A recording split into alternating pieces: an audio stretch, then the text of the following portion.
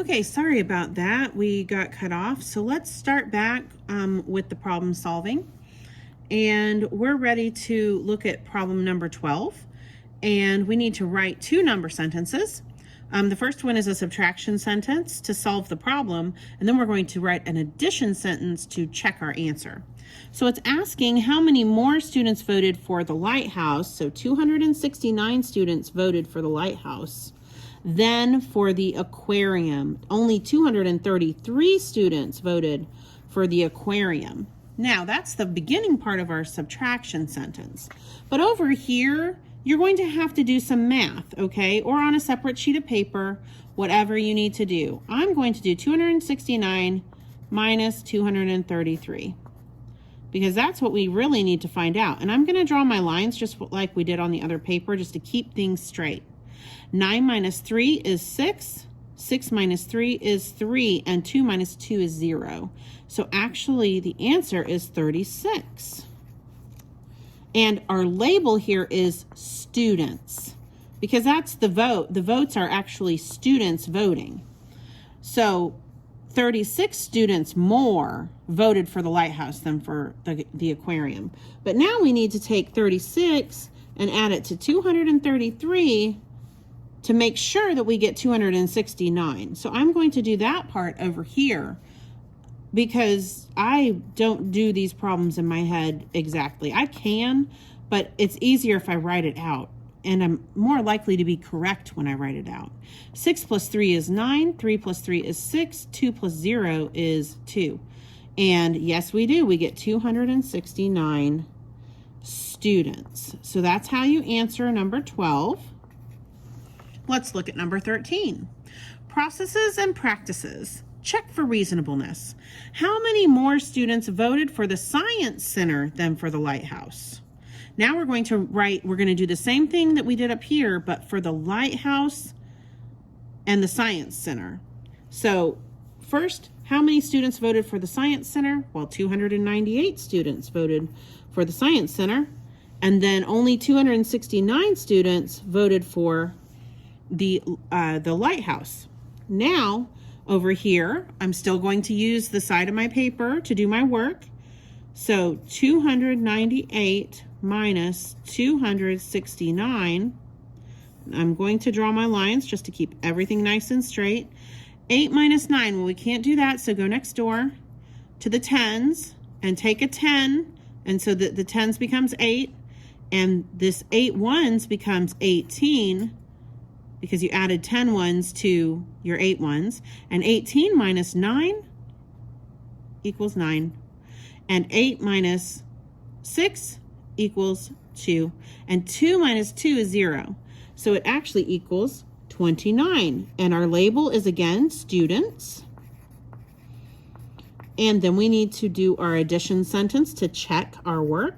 29 plus 269. And let's just double check. I'm going to do this. 9 plus 9 is 18. And regroup that 110. 1 plus 2 is 3. 3 plus 6 is 9. And then 2 plus 0 is 2. So we got the right number because that's the number we started with over here. 298 students. Oop, I spelled that wrong. Students. Okay. And that's how many wanted to go to the Science Center. All right. So there's 12 and 13. Now we're ready for brain builders. It says find the error when Federico subtracted 308 from 785. He got 477. To check his answer, he added 308 and 785. What did he do wrong? Okay, so I'm giving you a chance to think about it yourself. Hopefully you've already thought about it and you're trying to, you're just checking your answers at this point. So the answer to this problem isn't anything exactly we have to work out. He shouldn't have added 308 and 785. To check his work, he should have added 477 and 308. He should have added 477 and 308. That's how he should have checked it. And then he would have seen, then he could have seen that he was possibly wrong.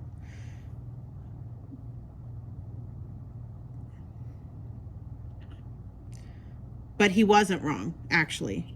In order to check, sorry, I got lost thinking about what they're asking. Okay, so they just wanted you to see that you don't add 308 to the original number. You add the number you found to the number you subtracted, or the number you subtracted to the number you found. And then you should get the original number that you started with. He did the opposite. He did the other thing. And that isn't how that works. That's the error. He should have added 477 and 308. That's the answer to number 14. Okay. It says, write a subtraction problem. Explain why you can use addition to check your answer to a subtraction problem. So your subtraction problem can be anything. I'm going to write this subtraction problem.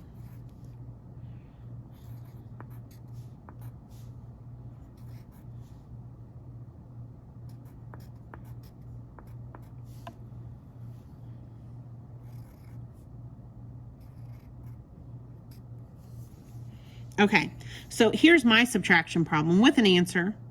That's all they wanted. But now you need to explain, why can you use addition to check your answer to a subtraction problem? And the answer is addition and subtraction are inverse operations. They undo each other. So I'm going to write this here, addition and subtraction. I'm going to move it down just a little bit. Subtraction are inverse operations.